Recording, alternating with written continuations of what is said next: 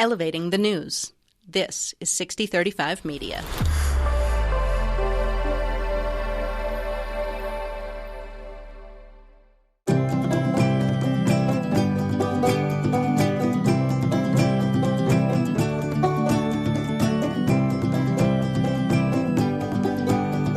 The 6035.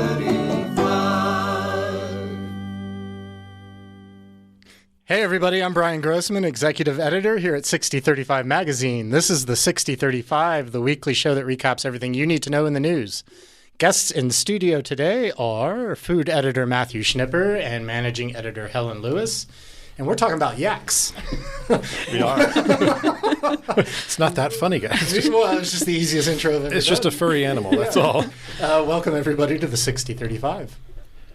You're supposed to say, oh, thanks for... Oh, yeah, well, no, it's so good to be here. Yeah, there we go. To talk about yaks. With you both. Yes. Yes, thank you. Yes. Matt, why are we talking about yaks? Well, I happened to discover a herd of them in Divide. Now, let me change that word. I'm sorry. Discover sounds very pioneering. They've been there a while. I just happened to find out about it recently. People have been driving by them on the highway. You can see them from the highway just before you get to like Paradox Brewing up on the hill there. They're on the left. You can see Teller the County. Teller County, yeah. You're going to see cows, and then people have started to notice these shaggy or furrier creatures that are really cute. Those are the yaks. Mm-hmm. That's actually Double Eagle Ranch, and there's a company called PBJ Cattle Company that are running yak and beef on that land. That land is part of the Palmer Land Trust, so it's protected for forever and ever, which is really cool. It's about 1,000 acres. You can see Pikes Peak on the horizon behind it. It's beautiful land. There's some county land. There's another farm. There's like a little housing development behind it. But that stretch right there is just really awesome high-altitude grassland, somewhere around a little over 9,000 feet. And that is actually what I came to learn is the perfect altitude for yak because they come from the Himalayas. They run them there in the Tibetan Plateau, and they are uniquely adapted for high altitude. In fact, I was told they don't do well below like 6,000 feet or so at the wrong season. They actually can't live at that altitude. It'll be way too hot for them. They're so uniquely adapted to high altitude that like their lungs are even twice as big. Their organs are bigger, things like that. I came to learn a lot about these animals. I would like to consider myself an expert. Yeah. So ask me anything about yak. Yeah. Actually, please don't. I'll refer you to... What is the gestation period for a... Yes, I will refer you to Jessica Burton and her dad, Bob. They're the owners of PBJ Cattle Company, who I met, and they are the two that are running these animals. And what's really cool, too, they're using humane practices that were developed by Dr. Temple Grandin. She's the world-renowned autism expert, and she also designed all the slaughterhouses and things to make them more humane. So they took her blueprints to design their ranch and facilities. So honestly, I know this sounds like silly or cliche or something, but these look like really, really happy animals. Yeah. Like ridiculous. We drove up in this little side-by-side and got out. No, we didn't take horses. I was a little bit disappointed. I wanted to ride up on horses, I'll be honest with you, but we took the side-by-side. And the animals just came right up to it. They knew we had little treats with us, and they were just all over. It was great. Like they were, all around us. We could just hand them little treat cakes, some little nutrients or whatever. They would take them right out of our hand. And there was this one cow. It's in the story. You can read about it. But this one cow named Pumpkin who was like a lap dog, I swear. She just came right up and would just brush up against you. I was trying to take pictures. She kept nuzzling my camera. And you could hug on her. You could pet her. You could, pet her face, all that. She was just like adorable. Like I've never had such a unique personal interaction with a cow before. And I left being like, can I take this one home with me? Can you just drop her off? Like I'll watch TV with her tonight or something. I mean, so that one's a cow, not a yak. That's a cow, not a yak. They hang out together. They do hang out together. Yeah, I was going to ask if you meant a yak cow. Do they call them different things? Again, I'm going to refer you to Jessica. With the gestation. I don't know about that. But they do hang out together. There's even a couple like Longhorn and other breeds there that are sort of like protective cows for the herd.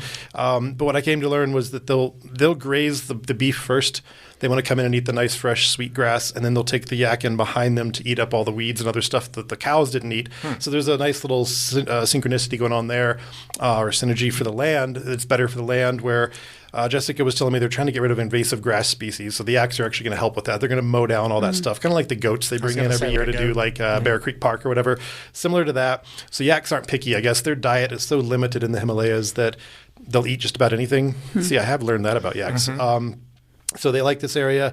What is it outside today? Like 20s, really windy, not pleasant. I was walking downtown. Yeah, my face hurts still. That's the perfect weather for these guys. They love it up there when it's super cold, bitter cold.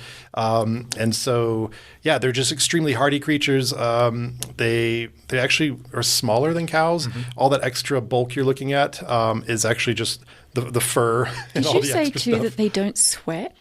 I read that they don't really have functional sweat glands. Which is why, again, they can't live at low altitude. About the cold. But what I thought was really cool about this story, so we did this when we did our State of Plate episode 5. We talked about local food, the importance of buying local, environmental sustainability, all those aspects of the local production. And that was really what was exciting for me to learn about this was we have this awesome product coming just right up the hill. And I suspect we're going to see this on more menus soon when chefs find out about they could be getting this at a competitive price point. And this meat is unique. That's part of the story I spent talking about, just the difference between yak and beef. Everyone's going to want to know, what does it taste like? I read a lot about the nutrition. So right off the bat, it's 40% more protein than beef by volume or whatever, high in omegas and low in cholesterol and saturated fats and triglycerides.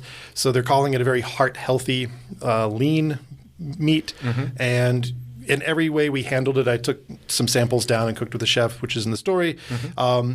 The whole time you're handling this, you just know it's a very different product. So my idea was I reached out to James Africano at the warehouse, reason being he's really worked with game a lot in the past. He worked at Ted Turner's ranch down in New Mexico. So I just said, hey, can I bring this by? Let's cook, let's play in the kitchen. And he was game for it. Game, yeah. You see, the gamey is the first impression. Everyone says, is it going to be gamey? And apparently, I just assume it would be, gamey. But it's not. Yeah. No. When I first tried it at this food truck, which is where I discovered it at Woodland Park, called Margaret's Munchies, and that is also in the story. My first impression was a bit kind of like bison, again, because it's very lean. And I think the bison's a sort of fair comparison on that point. But it's also described as sweeter. That's like a word I've seen a lot of people use in relation to yak. Don't think about cloying sweetness. We're not talking about your morning latte or anything like with candy on it. Like, it's just that Finnish flavor has a little bit of that. We use the word sort of like musty, grassy. There's something a little bit different there, not off-putting at all. And I guess that Finnish flavor, it just has, it's elusive. It's hard to like pin down the exact terminologies for this. But anyway, when I cooked with Chef James, the moment you pull the meat out of the package. You made burgers. Yeah, we made burgers, ribeye, and filet. And so looking at each product, just as they were, the yak meat was easily identifiable because it's super pink on the plate. Just like a really almost like purplish pink, like just very bright. And we have some pictures, I think, on the story or online with this. Even on the grill, you can notice a difference. It doesn't take on grill marks because unlike the beef where it's like sweating a lot of fat out, which then caramelizes and makes those grill marks, it's so lean, it doesn't really sweat much. It doesn't lose any moisture. So there's no grill marks. And it's important if you go buy this, which you can at the ranch or at Ranch Foods Direct, you can pick up some of this. If you're going to cook with this at home, the advice is cook to temperature, not to color. Because you're going to be confused and you're going to think, oh, it's so rare right now, and you're going to overcook it. Yeah, exactly. So even off the grill, once we started to cut into pieces, like just don't let the color fool you. Again, if you look at the picture we have in the story, it's so bright and pink. It looks very, very rare. It's not. It's super delicious. And so, yeah, between a filet, a ribeye, and some ground beef, we just tested all the different, textures and flavors and so forth. Had a lot of fun with that. And I will tell you, the one secret we learned was if you are going to do burgers with this, blue cheese all the way. There's something really magical that happens with that like funkiness that's in a blue cheese that pairs with that, let's just say yakiness. Yeah. And it's just this brilliant flavor. And that was, I'll give credit, credit to James Africano on that one. as we were experimenting with it, he threw that sandwich together. And actually on that particular example too, he put some like pineapple relish, I was gonna say there was some pineapple red on there, onion. too, Yeah, so you had this like sharp, sweet funk yak. Incredible burger. Like I told him, just put this on the menu. Yeah. people will come here for this. Super good. So yeah, that's the yak. The gist? flavor. Yeah. Helen, have you had yak? I have not had yak. No. I've had a lot of other animals, but not yet. Go on. What have you had? Emu, kangaroo. Yeah. Cool. I kind of had crocodile. I don't think that's legal. It must have just been alligator. We're going to edit that out, the illegal part. She's poaching crocs She's endangered on panda. the north end of town. Yeah. right. Helen, quit eating endangered animals. Gosh, we've gone over this. They are tastier, Matt. Yeah, that's true. It's the whole illegal Forbidden part. fruit thing, yeah. Right. Have you had yak? Yeah. I've not had yak. I no. want to try it. Yeah. Yeah. And now I it do. sounded good. Yeah, it's super. It's so again to help out our listeners and readers, you can go to Margaret's Munchies, which is the food truck What'd in you Woodland get Park. there? Steak sandwich and a burger. You can also buy ground yak at Ranch Foods Direct, either of their markets. I think if you go to McGinty's and Divide, you can get a grass-fed beef burger from the ranch. And then there's a few other places we list in the story where you can buy retail. You can also contact the ranch directly and go up and pre-order and kind of set an appointment and pick up all kinds of steak cuts from yak and beef. And there's a choice between grass-finished or grain-finished beef. And so, yeah, anything you want that way. Prices are pretty competitive. We went down sort of a list, and Jessica was telling me she likes to price it based off USDA and go below that. So she tries to really give it value. And this summer coming up, they will be at farmers markets, and that's also listed in the story. So you're going to see them around town more often, and people can pick up things there as well. Any idea if they're okay with people checking out the ranch? Are they pretty open to That's a doing great what you question. did? Or I don't think anyone's going to. I'm not. I shouldn't speak for them. It's possible if you're really really polite, maybe you'll get to go feed the animals. But Yeah. I'm not sure if they're going to do some farm tours coming up. I think they mentioned they might want to do some dinners with chefs, that kind of thing, or do their own dinner, a little open house thing. I would just encourage anyone who's interested to go make friends, go buy some product, check it out, and befriend them and see where it goes. But I can't answer that question just off the top of my head yet. what else are you working on right now?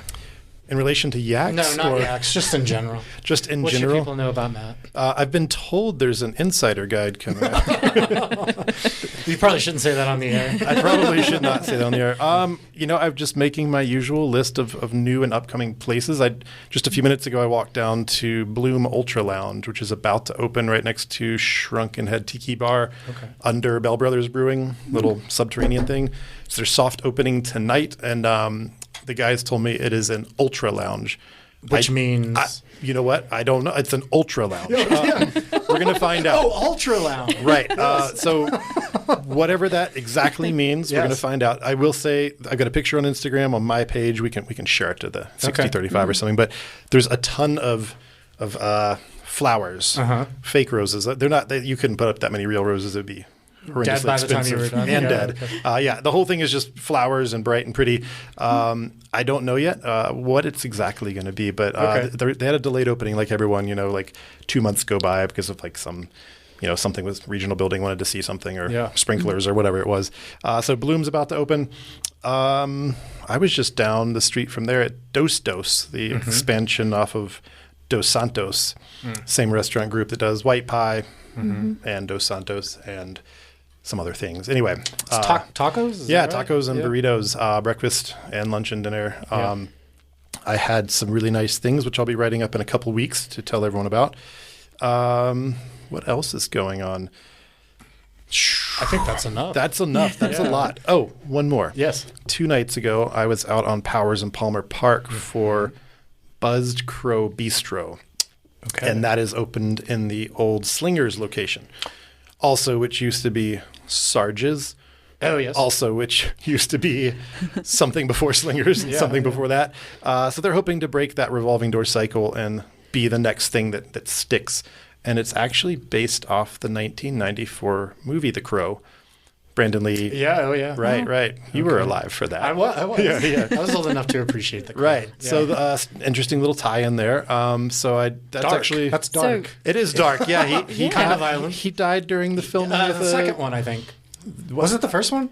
There was only one. Yeah, there was there was a sequel, but it may have been a straight to that VHS kind of that- thing. Oh, did they do a sequel? I think there is a sequel. Yeah, but he died in the first one. Let's How does Google that Machine theme? there. How does that theme work? He was shot in the first one. He was shot in the first one, but there was a sequel. So it's the language is loosely based on. They've got a mural with it. It just turns out the owner loves the movie, the GM loves the movie. They needed a name and they went with it. And the menu, has a lot of drinks named Crow something, but it's not actually like no roasted crow. There's no roasted crow. There's no yak on the menu either. Well, there was no yak in the movie, so that wouldn't make That's sense. true. That's correct. But that actually, that story's already live on our website, so you can go there and check that out. I got some pictures up and a little preview about who they are and what they're up to.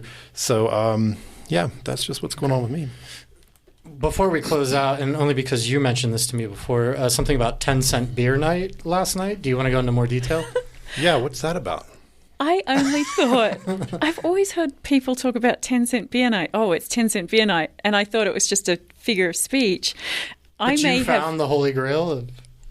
I thought everybody knew about this. I thought it was another "this Australian doesn't know how America works" thing. And I thought I'd discovered it. But it was about a Cleveland baseball game and then playing against the Rangers. And I heard the whole story about, I'm going to have to send you the story. Okay. Because it was wild. And I was listening to it and I was going, Bryan has known this all along and didn't tell me. I didn't. They really did.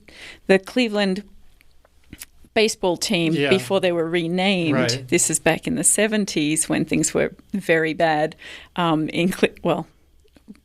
worse in Cleveland, decided to have a 10-cent beer night for everybody. Okay. And the drinking age was 18 back then, apparently. And things went way more pear-shaped than you would think. So I thought I was learning about the genesis of an American phrase. So I excitedly told Bryan about it this morning. I was like, I learned what 10-cent beer night means, where it came from. I thought you had gone to a 10-cent beer I didn't night. go to 10-cent. And that's why I asked if you were feeling okay. Okay, I thought it was...